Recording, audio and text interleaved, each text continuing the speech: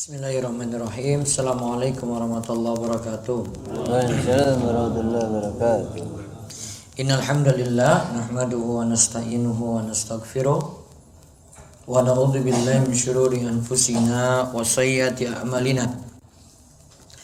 May yahdihillahu fala mudhillalah wa may yudlil fala hadiyalah. Wa asyhadu an la ilaha illallah wahdahu la syarika la wa asyhadu anna Muhammadan abduhu wa rasuluh. Allahumma salli ala nabiyyina Muhammad wa ala alihi wa man tabi'ahum bi ihsanin ila yaumiddin. Allahumma inna nas'aluka ilman nafi'a wa rizqan thayyiban wa amalan mutaqabbala. Puji syukur kita panjatkan pada Allah. Salawat dan salam semoga tercurah pada Nabi besar kita Muhammad sallallahu alaihi wasallam. Baik, pada malam hari ini kita kembali berada dalam majelis membahas kitab Riyadhus Shalihin karya Imam Yahya bin Syarif An-Nawawi. Kali ini kita masuk hadis 214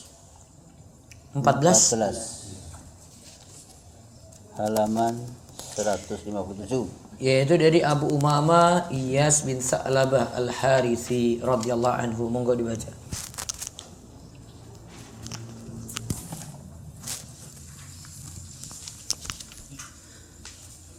Wa an Abi Umamata Iyas bin Sa'labati Al-Harisi radhiyallahu anna Rasulullah sallallahu alaihi wasallam qala man iktatonga haqqo imri'in muslimin biyaminihi faqad aujaballahu lahu nar wa harama alihil jannah. Faqala rajulun wa in kana syai'an yasiro ya Rasulullah. Faqala wa in qadiban min araqi. Rawahul Muslim.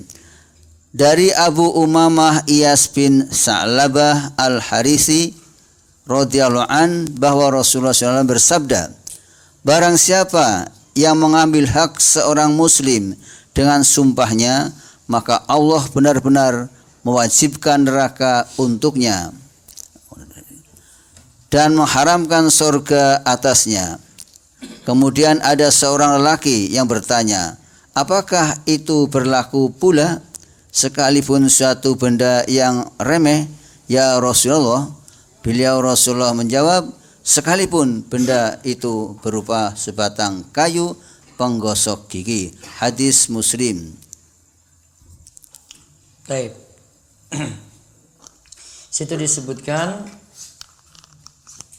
dari Abu Umamah Iyas bin Sa'labah Al-Harisi, Rasulullah sallallahu alaihi wasallam bersabda, maniktata'a, siapa yang mengambil, iktata'a maksudnya adalah akhadahu zulman bi ghairi haqqin, siapa yang mengambil hak orang lain secara zalim tanpa jalan yang benar. Jadi sini bukan iktata'a maknanya memotong, bukan, namun akhadahu zulman, mengambil hak seorang muslim secara zalim tanpa hak. Di sini dia pakai sumpah biyaminihi, dengan menggunakan sumpah. Faqad ajaballahu lahun nara, maka Allah ancam neraka untuknya. Kata sini, maka Allah benar-benar mewajibkan neraka untuknya.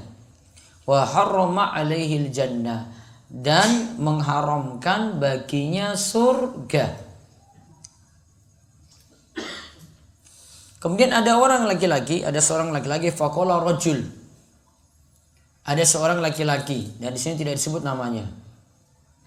Kalau dalam konteks hadis kayak gini nggak disebut namanya, siapa yang bertanya atau siapa yang menyebutkan kisah ini. Sedangkan ada teks di awal yang sudah disebutkan nama sahabat, maka tidak masalah. Hadis ini bukan hadis yang perawinya mubham, bukan.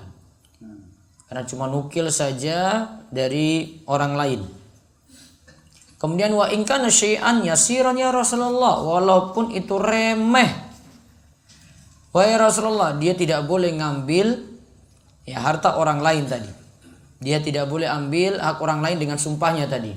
Kemudian Nabi Shallallahu Alaihi Wasallam menjawab, wa in qadhiban min arakin, walaupun itu hanya berupa sebatang kayu. Qadhiban itu maknanya audan, yaitu maknanya adalah kayu min arakin, yaitu kayu yang digunakan untuk siwak. Walaupun yang diambil itu hanyalah kayu siwak yang remeh.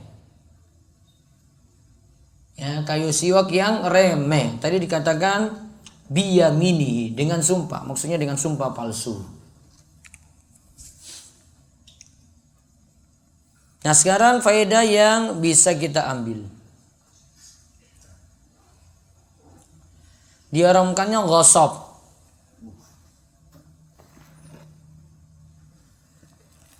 Ghasab itu mengambil harta orang lain terang-terangan.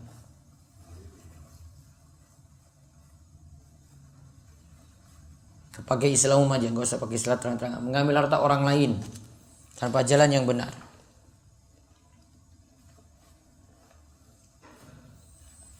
Yang di sini hak orang dan hukumnya tadi apa? Haram.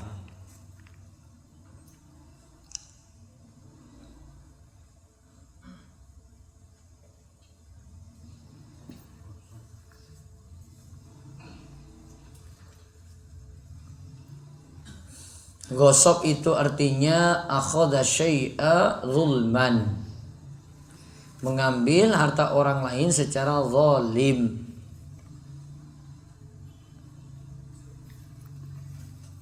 Jadi itu bukan haknya, dia ambil. Itu bukan barangnya, dia ambil. Faedah yang berikutnya, hadis ini mendorong kita untuk menunaikan hak orang lain. Menunaikannya berarti tidak merampasnya ya, walaupun syai'an yasiran, walaupun sedikit. Nama dari lawan dari iktisab atau merampas atau mengambil dengan zalim tadi, itu adalah menunaikannya berarti. Berarti barang itu dijaga. Apalagi kalau kita dikasih amanat.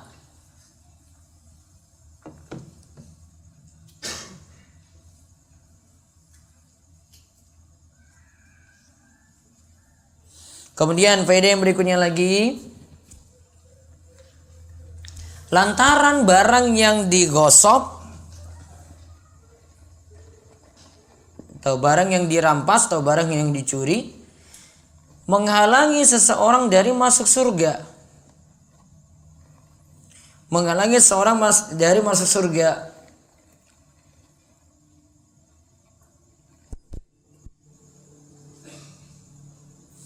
Sampai urusan tersebut diselesaikan. Kalau nanti di akhirat, tuqadu min ahsanatihim wa tu'ta lidh-dhalimin lil mazlumin. Ya. Nanti dari kebaikannya diambil dan diberikan pada orang yang dizolimi. Kebaikan dari orang yang zalim diambil, diserahkan pada orang yang dizalimi. Atau tu'khadhu min sayyi'atil mazlumin wa tatra 'alal zalimin.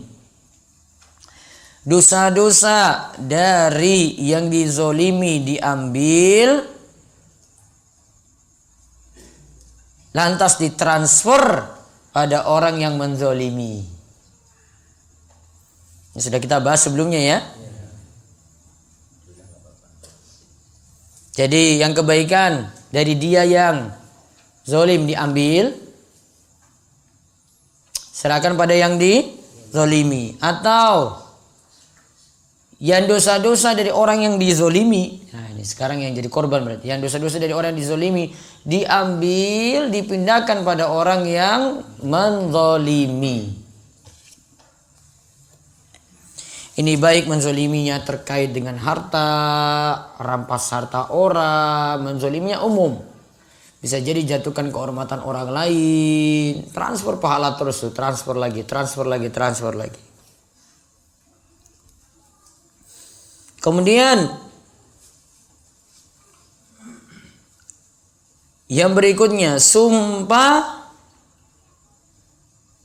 fajirah, ya diterjemahkan saya sumpah palsu, sumpah dusta. Tadi ya, fajirnya berarti bentuknya dia ambil harta orang tadi, dia pakai sumpah. Minal mubiqat, termasuk dosa besar.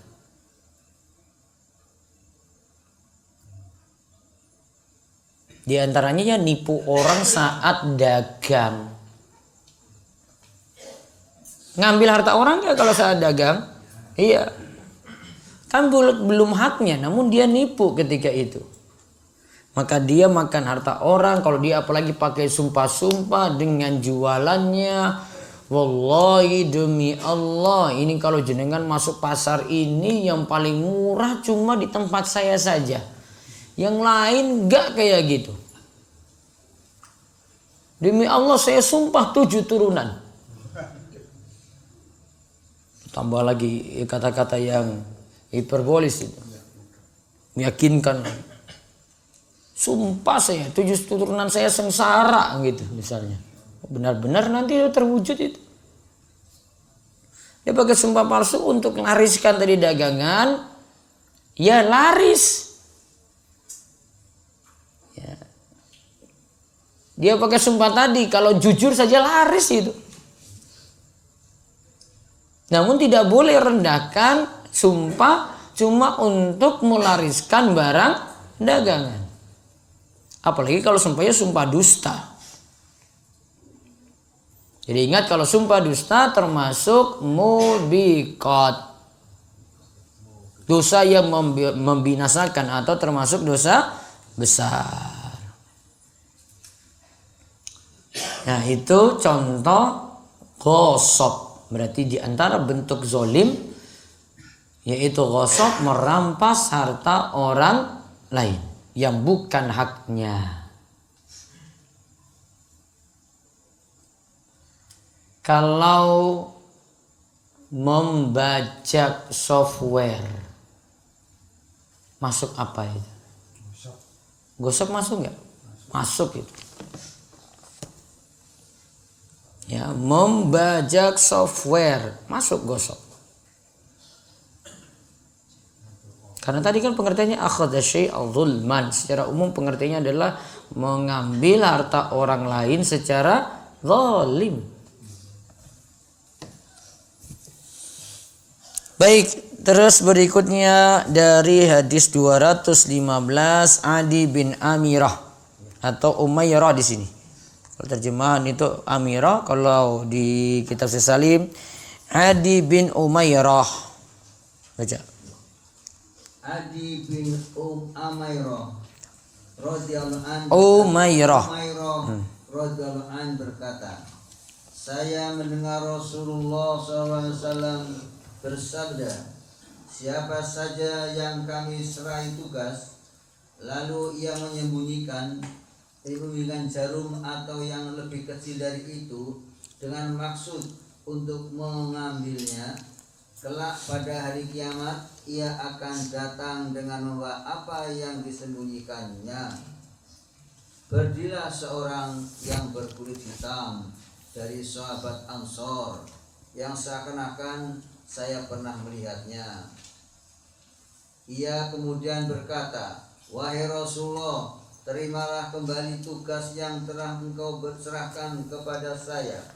Beliau bertanya, mengapa demikian? Ia menjawab, karena saya mendengar engkau bersabda begini dan begitu. Beliau pun bersabda, sekarang saya tegaskan siapa saja yang saya serahi tugas, maka ia harus melaksanakannya, baik mendapatkan hasil sedikit maupun banyak. dan apa saja yang diberikan kepada dirinya maka ia boleh mengambilnya, dan apa yang dilarang untuk dirinya maka janganlah ia mengambilnya. Hadis ini riwayat Muslim nomor 1833 dalam Al-Imarah bab pengharaman hadiah kepada para penguasa. Nah, sini ditegaskan judul babnya dibuat oleh Imam Nawawi. Bisa tambahkan di situ atau digarisbawahi, pengharaman hadiah kepada para penguasa. Ini lagi bahas, kalau bahasa kita, hadiah untuk pejabat. Bahasa bebas kita apa? Hadiah untuk pejabat. Bentuknya apa kira-kira? Bukan. Apa? Parsel. Ya, semisal itu. Nah, lagi dibahas kayak tadi. Adi bin Umairah itu katakan, aku dengar Rasulullah SAW bersabda. Jadi dia dengar hadis ini. Man ista'malnahu minkum ala amalin. Siapa yang kami pekerjakan dirinya di antara kalian untuk suatu tugas. Berarti dia kasih jabatan, kasih tugas tertentu, sudah dapat gaji, amanah sudah dijelaskan pula. Fakatamana mikyatan fama fauqahu. Lalu ia menyembunyikan mikyat, jarum atau fama fauqahu, yang lebih dari itu. Sini diterjemahkan lalu ia menyembunyikan jarum atau yang lebih kecil. Harusnya lebih dari itu, lebih besar dari itu. Jadi jarumnya ini ibarat yang kecil. Dengan maksud untuk mengembalikannya. Ya, dengan maksud untuk mengembalikannya. Nanti saya jelaskan. Karena gululan, maka itu dinilai gulul. Karena gululan ya'ti bihi yaumal qiyamah. Maka itu jadi gulul, nanti dia akan datang dengan harta tersebut. Tadi yang diambil apa? Jarum. Atau lebih dari itu ya. Dia akan datang dengan barang tersebut pada hari kiamat. Maka orang yang kulitnya itu hitam dari kalangan Ansor berdiri. Aku seakan-akan tuh melihat padanya, kata Adi bin Umairah. Maka ketika itu dia bertanya, ya Rasulullah, iqbal anni amalaka. Wahai Rasulullah, terimalah kembali tugasmu. Artinya apa yang kemarin engkau beri tugas padaku. Kemudian Rasul balik bertanya, emangnya apa yang terjadi padamu? Sami'tuka taqulu kada wa kada. Karena tadi saya dengar engkau mengatakan seperti ini, seperti ini. Oh, saya ini enggak amanat nih. Kemudian Nabi katakan, wa ana aqul an, sekarang saya ulang lagi katakan. Man ista'malnahu ala amalin falyaji'u biqalili wa kasiri. Siapa yang dipekerjakan, kami mempekerjakannya pada suatu tugas, maka lakukanlah baik itu sedikit ataupun banyak.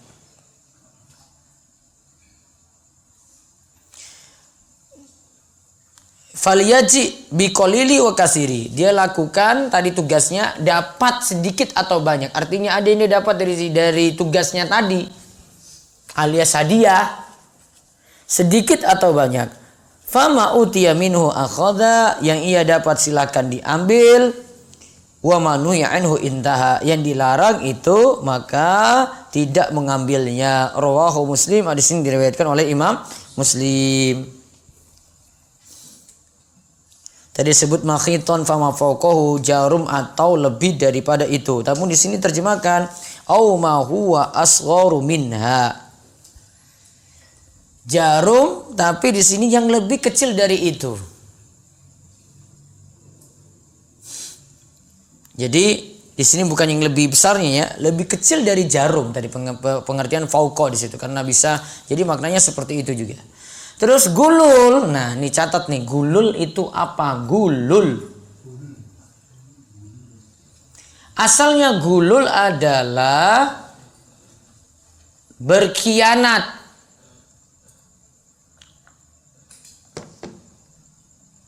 Dalam harta rampasan perang.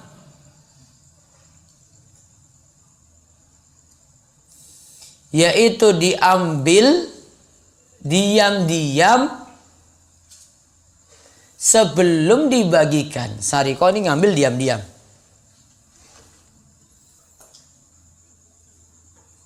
Kalau tadi gosok ambil hak orang lain rampas, berarti terang-terangan kan? Kalau sariko ngambilnya diam-diam.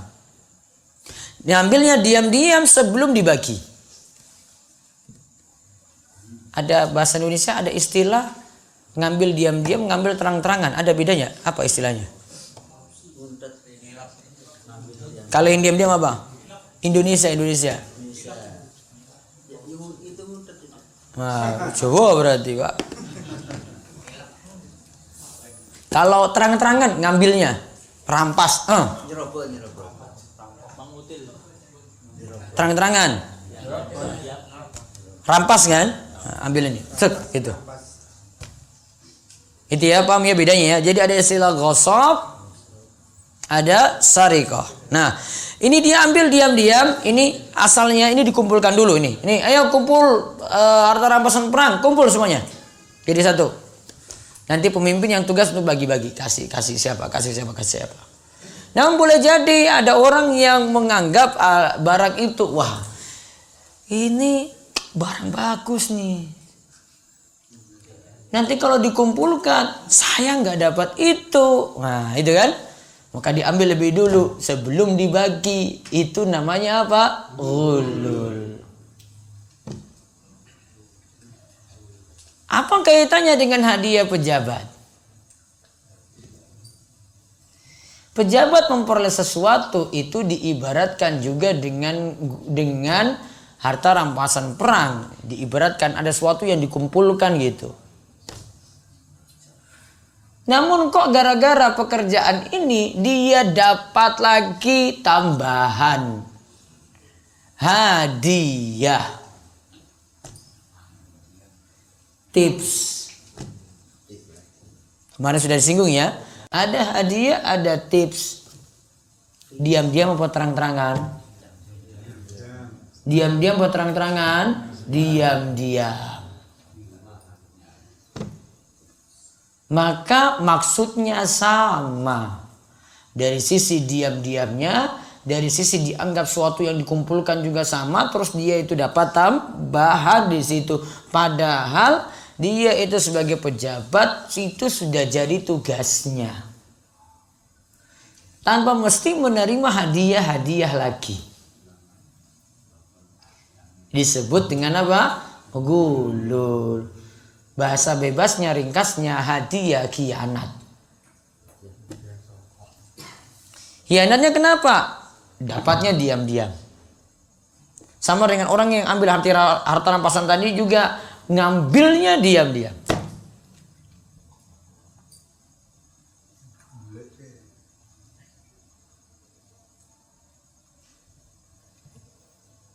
Terus Iqbal anni amalak, itu maksudnya adalah izinkan padaku untuk kembalikan lagi tugas tadi. Karena dia merasa amal yang dia kerjakan, dia diwalikan, dia diserahkan amalan tadi, dia nggak bisa lakukan. Dia khianat dalam hal itu.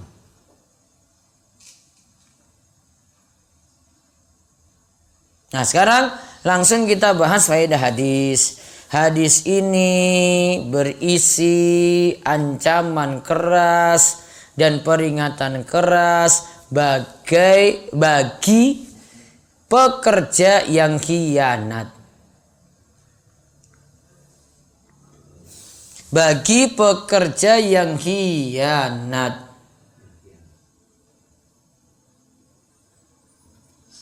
Terserah khianatnya cuma kecil 100.000, terlalu banyak. 10.000 terlalu banyak lagi. Rokok berapa rokok? Sak batang berapa? Hah? Kaleng-kaleng rokoknya itu. Pokoknya dia kasih murah saja. Nah dia bilang, Pak ini uang rokok nih.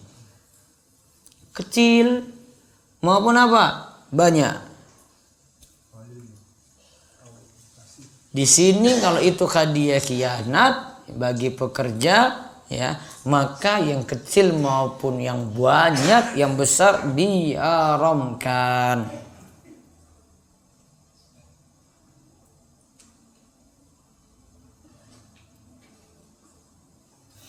Kemudian faedah yang berikutnya lagi, siapa saja yang diberi amanat pada harta kaum muslimin, maka hendaklah dia menjaga harta tersebut. Siapa yang diberi amanat pada harta kaum muslimin, hendaklah dia menjaga harta tersebut. Lantas diserahkan pada yang hak menerima, yang berhak menerima.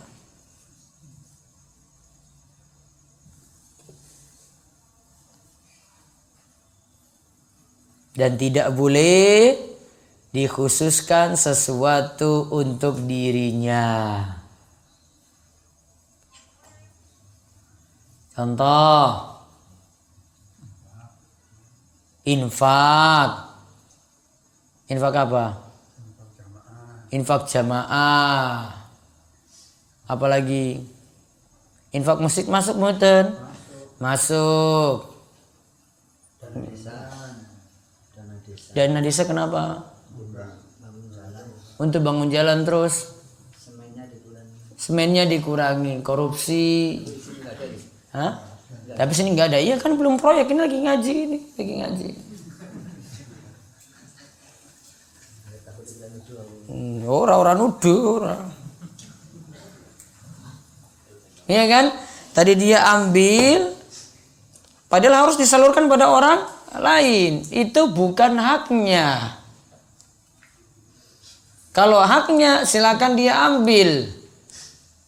Namun kalau bukan haknya, kalau haknya ya misalnya dia jual beli, dia jadi calo. Terus sudah ada ikatan perjanjian, pokoknya kamu ambil dari situ persenannya. Hak dia itu. Kalau selain itu bukan hak dia, maka tidak boleh. Dia nggak boleh, di sini Syekh katakan wala yakhusu nafsahu bisai'in min dzalik. Nggak boleh dia khususkan. Ini bagian untuknya, spesial untuknya, potong dari situ.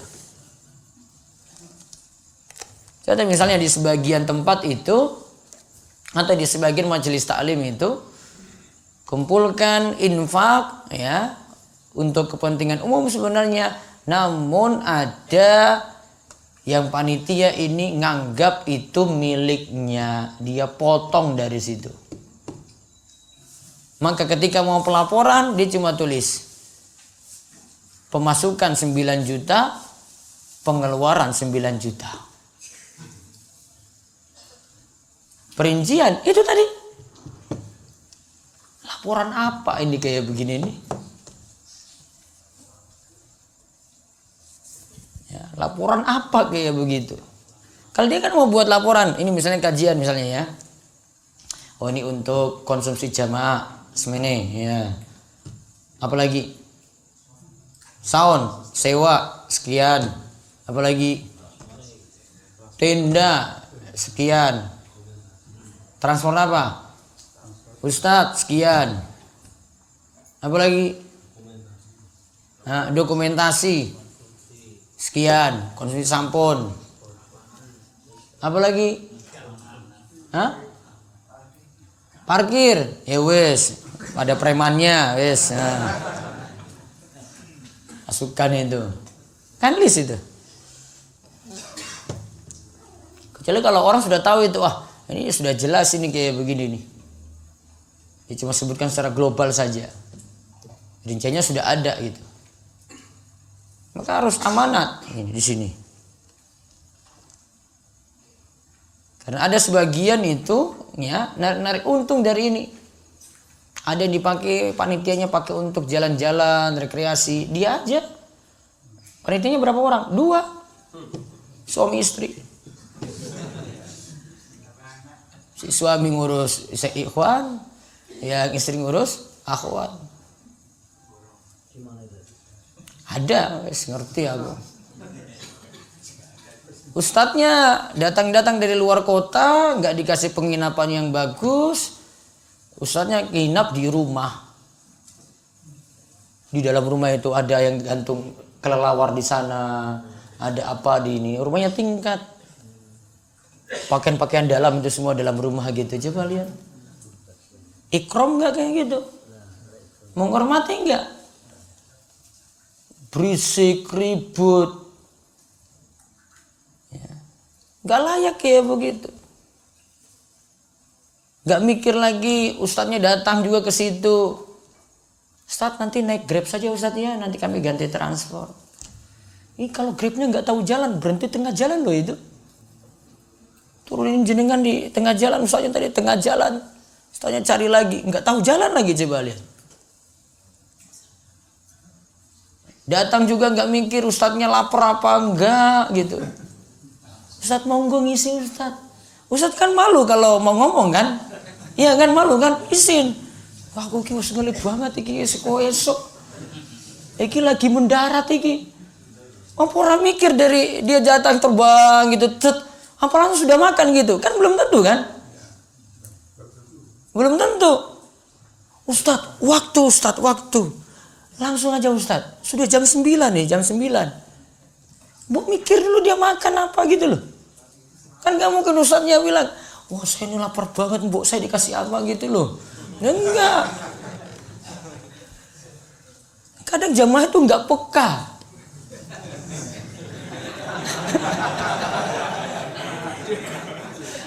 Apalagi kalau ustadznya sudah pakai bahasa basi. Wes rasa repot-repot, tenang enggak paham juga. Orang ngerti wong yojo kayak gimana gitu. Ini panitia nggak peka banget. Ini saya lagi ngomong realita nih loh, lagi realita ini. Ada usaha lain yang lebih parah gitu ada.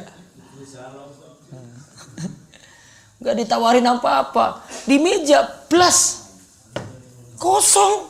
Gitu. Kan dia nggak mungkin teriak-teriak di tengah ngomong kan? Kalau kita kan agak saru gitu kan. Mbok sadar sendiri gitu loh. Kan gak mungkin Ustaz, panitia mana ini panitia kan agak gini agak gimana gitu, tahan-tahan itu. Kalau mungkin ada yang nyangkut di sini mau ini, aduh. Ada Ustadz yang disuruh datang ya sudah ngisi sampai malam, habis itu ngobrol lagi. Ngobrol sampai jam 2 malam. Belum makan. Nah. Masuk angin. Pagi-pagi kena masalah. Tahu sendiri ada cerita kayak gitu. Enggak, ini banget. Ya. Kalau usul fikih langsung ke DS Ya ya? langsung. Terus? Mantap ya.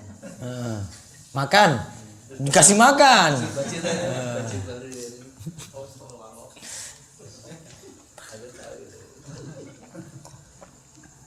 Itu ini bukan ini tadi lagi ngomong sama panitia lagi evaluasi gitu. Ada kayak gitu ya, saya dapat masukan dari mereka itu gitu banget ya. Kok kayak begitu sekali gitu, nggak peka, nggak tahu ngerti bahasa basi gitu kalau orang ngomong gitu loh. Ya. Pernah ada ustadznya ngomong bahasa basi aja, nggak usah saya disajikan apa-apa, biasa-biasa saja gitu. Namun iya benar dipraktekkan, nggak dikasih apa-apa, plus gitu. Perasaan kayak gimana coba lihat, mau ngomong juga enak, kan kesadaran sendiri gitu kan. Kalau orang di sini sudah pada paham gitu, orang Gunung Kidul Bantul sudah pada paham, ada ini gitu. Suruh transit dulu, ngerti, habis itu ngisi transit mana Ustaz, wah. Transitnya 2 kali.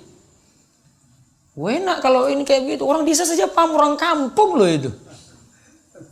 Terus ngerti, walaupun cuma dikasih kacang, terus ngerti. Ini orang sudah kesan luar biasa, sudah ada pelayanan. Teh gula batu keluar ini. Masya Allah, perhatian banget ya. Oh ini hasil taninya nih ya, hasil taninya ya. Gitu ditanya kayak gitu kan pasti. Orang sudah tahu itu, hormati banget. Ya. Dan itu rata-rata di kota-kota besar tuh kayak gitu tuh yang saya sebut tadi itu. Error-error tenan. Enggak peka gitu. Ngisi 1 hari coba bayangkan ngisi 5 kali coba. Pagi sampai sore 5 kali. Itu apa-apaan jadwal kayak begini. Pindah kota dari yang sini ke sini macet 2 jam. Sudah suruh macet tadi, langsung suruh ngisi segera gitu. Mau tarik nafas dulu gitu, capek ini. Kita juga nggak biasa dengan macetnya kota besar. Mau kira nggak ada karena pernah macet kan masuk sini kan? Cuma ngantri nunggu lampu merah, ngantri bukan macet. Tahu macet kan? Belum pernah lihat ya? Macetnya bikin stres banget, coba lihat. Jalan gitu, tunggu 2 jam. Terus udah datang terus, ayo Ustadz ngisi. Mbok mikir dulu gitu loh, istirahat sebentar ke. Kasih minum, tarik nafas. Ini enggak langsung Ustadz segera gitu. Kajiannya kan masih bisa ditunda. Enggak, pokoknya harus Ustadznya yang perfect. Namun dia enggak mau kasih sesuatu untuk hargai gitu. Itu kejadian-kejadian di luar kota kayak gitu. Ya. Ini ada kasus-kasus yang lain, Ustadz lain ini yang datang, ya besar-besar lagi. Ya. Suruh digituin gitu loh. Kita suruh datang untuk penuhi jadwal, namun nggak ada pelayanan untuk memuaskan dia kalau dia lapar, kalau dia butuh istirahat. Kan kurang pantas kalau misalnya diinapkan terus di tempat yang dia mungkin nggak biasa. Karena orang kota kan tahu kan sendiri, orang kota dari Jakarta misalnya. Karena ada sendiri dia perasaannya agak beda kalau berada di tempat biasa gitu. Diperlakukan lagi gitu. Resiko untuk ngundang. Resiko, kalau enggak ya nggak usah ngundang gitu. Kadang nggak peka tadi. Ini kepekaan ini makanya panitia-panitia kajian harus dikumpulkan itu kayak gitu saya bilang. Wes kok dikumpul kayak wah ini ngelan tenan ya itu kayak gitu saya bilang. Masa kayak gitu aja nggak paham. Saat datang jauh-jauh. Pagi belum makan, habis kajian baru. Untung ada temannya suruh pergi. Ayo Pak Ustadz saya nganter traktir makan. Panitianya nggak ngurus, temannya yang lain yang ngurus itu. Gaya bagaimana gitu, ngundang jauh-jauh loh itu. Terbang. Nggak sadar-sadar begitu. Ini kan ada tahu kasus ada yang meninggal gara-gara itu pelayanan sebenarnya. Itu masalah pelayanan dan nggak beri istirahat pada ustadz itu. Ya, tadi yang contoh ngobrol sampai tengah malam. Kayak semalam ada Ustadz Nuzul Zikri itu mau ngomong sampai tengah malam itu sebenarnya. Suruh keluar dari situ. Enggak, waktu ini Ustadz belum makan malam itu. Dia dari pagi kan landing. Belum tentu siang dia pulang ke hotel tidur. Malam kan ngisi sampai 8:30. Coba kalau ngajak ngobrol lagi coba. Ajak ngobrol lama-lama. Saat kami punya masalah gini masalah kayak gini, Bu, tunggu dulu. Waktunya ada waktu untuk istirahat beliau. Ya. Maka harus ada yang istilahnya itu yang apa istilahnya? Yang ingatkan gitu. Bu, Ustadz itu butuh ini. Ayo break. Ustadz mau pergi. Itu penting banget itu. Sehingga ketika dia istirahat untuk berikutnya lagi bisa. Masalah seperti itu. Nah, kalau tadi yang saya sebut itu khusus untuk panitia ini harus tahu ini apa ini, duit apa gitu. La yakhussu nafsahu bi syai'in min dzalik. Enggak boleh diambil itu bagian dari situ, enggak boleh. Sama seperti ini harta zakat, saya bukan amil. Ya, saya bukan amil, saya enggak memenuhi kriteria amil, berarti saya pekerja sosial. baiknya saya nggak ambil bagian dari situ. Sama seperti saya kumpulkan dana masjid. Ya, dana masjid terkumpul, maka tidak dimanfaatkan juga kecuali untuk masjid. Terserah dia nanti mau kasih ke panitianya langsung kerjakan, atau nanti dia suruh orang borong masjid tadi, terserah. Namun amanat orang nggak boleh main potong. Nggak boleh juga dana masjid ini dipotong untuk keperluan dia yang lain gitu, untuk bangun yang lain, bangun sekolahnya ke, bangun apanya ke, nggak boleh. Karena sudah ada peruntukannya, diperuntukkan untuk itu. Apalagi dana masjid ini dan wakaf, ini orang niatkan amal jariah ini. Ya, 1 rupiah pun nggak tersalurkan kalau dia masjid itu dia niatkan, masalah di situ. Terus faedah yang lainnya lagi,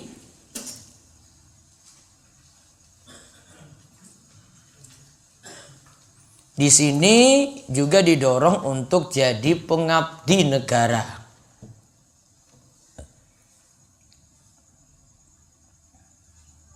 Namun ingat, ada aturan-aturan. Kalau jadi pengabdi, ya jadi pejabat, ada aturan-aturan. Ada situ masalah-masalah. Berarti kalau ditanya boleh jadi PNS atau tidak? Boleh. Dia punya ganjaran besar nanti karena dia ngurus masalah umat juga. Dia ngurus masalah sosial, dapat bagian dari situ gitu. Kalau dia benar-benar amanat, dia ngurus masalah keuangan, dia dapat bagian juga dari situ kalau dia benar-benar jadi bendahara yang amanat gitu. Boleh jadi seperti itu.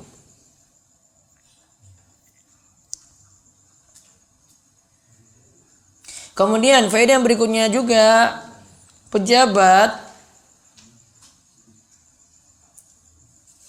hanya boleh memanfaatkan yang halal saja. Pejabat, pegawai negara, ya, pemerintah cuma boleh memanfaatkan harta yang halal untuknya saja. Dan Syekh Salim katakan, yang tidak berhak untuk dirinya tidak boleh dia ambil dan dia kembalikan pada yang punya. Nah, masalahnya ini kalau masalah mengembalikannya agak sulit. Sudah dapat nih tadi hadiah, coba hadiah, dia pejabat ya, dia dapat hadiah. Kembalikan pada siapa? Saya bawa ke kantor, kasih Pak Bos. Ini Pak Bos bawa pulang lagi nanti. Nggak bisa kan, sulit kan? Maka kalau mau diberikan catatan, kalau tidak bisa diserahkan pada yang punya, berarti dijadikan untuk fasilitas umum. Kalau itu berupa uang, salurkan untuk kepentingan umum, kepentingan sosial. Sama seperti harta haram, riba, dan lainnya.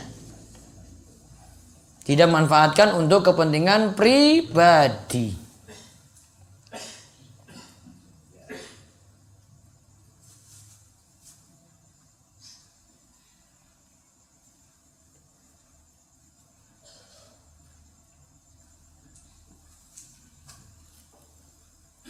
Kemudian faedah yang berikut juga, boleh menyebut seseorang dengan menyebutkan sifatnya.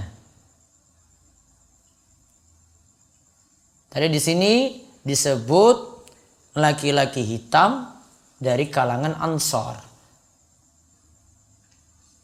Sifatnya benar nggak hitam? Iya. Maka boleh jadi kita sebut, oh bapak yang jenggotan itu ya. Sifatnya kayak gitu. Oh bapak yang kumisan itu ya, saya tahu orangnya. Dia nyebutkan sifat. Oh bapak yang dari Imogiri itu ya, nah, sebutkan sifat. Namun kalau sifatnya terlalu merendahkan orang, nggak dipakai. Kalau sini sifat biasa, ini netral. Orang yang hitam itu netral itu nggak ada sisi melebihkan dia, tidak ada sisi merendahkan dia kan. Cuma menyebutkan oh ciri-ciri warna kulitnya misalnya. Sini nggak rendahkan nih. Beda kalau dalam bahasa kita, kalau sampai rendahkan, dia dilakobin atau dia diberikan julukan yang jelek-jelek. Ya, dipanggil misalnya kalimat gendut itu apa diringkas? Endut gitu ya. Nah, Pak Endut itu kira-kira konotasi positif apa negatif? Negatif misalnya. Kalau orang ngerasa itu negatif, sudah nggak usah dipakai. Nanti jadi gibain dia, jadi jelekan dia, padahal nggak urgen di situ. Kalau urgen saja untuk nyebutkan. Kalau tidak urgen, nggak usah sebutkan sifat yang jelek ini. Sifat yang kurang enak didengar oleh dia. Kalau dia nyaman beda lagi, dia mau kayak begitu beda. Namun kalau ada istilah lain lebih bagus, panggilan lain. Kemudian hadis ini menunjukkan, kan tadi dia sudah dapat amanat, terus dia ternyata khianat tadi. Dapat gulul, Rasul sebutkan kayak gitu, dia kembalikan lagi amanatnya. Berarti menunjukkan sahabat itu cepat kembali pada kebenaran. Sahabat Nabi itu cepat kembali pada kebenaran.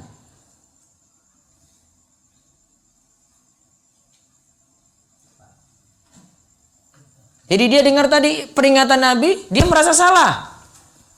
Langsung kan dia bilang pada Nabi Shallallahu Alaihi Wasallam, ya, dia katakan, wahai Rasulullah, iqbal anni amalak. Ini saya kembalikan lagi nih, ya, amanat saya, karena sudah hianat ketika itu. Dia rujuk kembali. Maka orang yang benar itu bukan dia itu tidak pernah buat salah sama sekali. Nihil salahnya, nol salahnya, kosong salahnya, bukan. Bisa jadi dia salah, namun dia segera rujuk, segera tobat, segera kembali pada kebenaran. Sama seperti orang yang berbuat dosa demikian. Orang berbuat dosa, iya ada. Kita berbuat dosa. Maka sebaik-baik kita, kata Nabi SAW, khairul khatta'ina at-tawwabun. Sebaik dari yang berbuat salah tadi, yang mau bertaubat. Maka dari sisi taubatnya ini, dia dikatakan baik. Punya salah enggak? Punya. Namun dia mau rujuk, mau kembali pada kebenaran. Wallahu a'lam bishawab. Demikian yang kita bahas untuk kesempatan malam hari ini. Jadi kesimpulannya, gulul itu harta khianat dan hukumnya haram. Ini bisa ditemukan pada pejabat. Berarti pejabat boleh menerima hadiah atau tidak? Pejabat boleh menerima hadiah atau tidak? Ini tergantung, ini ada rinciannya sebenarnya. Ya, kalau prestasinya sendiri dari atasan,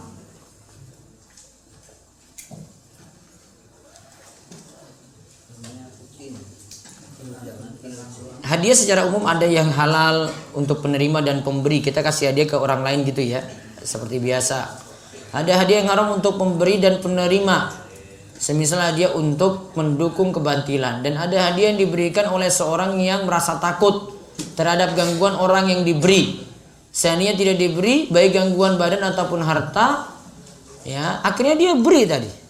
Contoh misalnya sogok, dia terpaksa sogok, kalau enggak hak-haknya tidak dipenuhi, maka dengan terpaksa dia sogok untuk mendapatkan haknya, boleh ketika itu. Wallahu a'lam.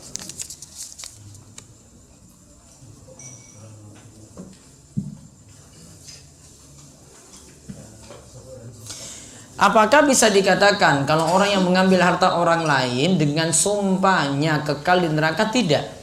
Kalimatnya tadi ya, apakah hadis ini yang tadi mewajibkan neraka, mengharamkan surga? Ini bukan kalimatnya wajib berarti kekal, bukan. Mengharamkan berarti tidak masuk surga sama sekali, bukan. Ya, namun yang jelas tadi ini dosa besar. Tergantung dengan masyiatullah. Kalau Allah kehendaki, karena kebaikannya begitu banyak, maka tertutupi kesalahan-kesalahan yang ada. Namun karena kejelekannya lebih banyak, dia berhak untuk disiksa terlebih dahulu. Wallahu a'lam. Ada lagi? Ada lagi yang ingin bertanya? Nanti untuk Senin depan, karena saya baru dari Makassar, saya mohon maaf kayaknya nggak bisa untuk Senin depan. Jadi libur 1 kali. Baik, kalau tidak ada kita cukupkan. Mugi-mugi manfaat dan Allah terus membimbing kita dalam amal soleh, dikaruniai harta yang halal, dijauhi dari yang haram, dan kita dijauhkan juga dari berbuat zalim, dan terus diberi tambahan taufik lewat ilmu, diberi taufik juga untuk beramal soleh, dan mudah-mudahan kita diberikan istiqomah. Kita tutup dengan doa kafaratul majlis. Subhanakallahumma bihamdika asyhadu an la ilaha illa anta astaghfiruka wa atubu ilaik. Assalamualaikum warahmatullahi wabarakatuh.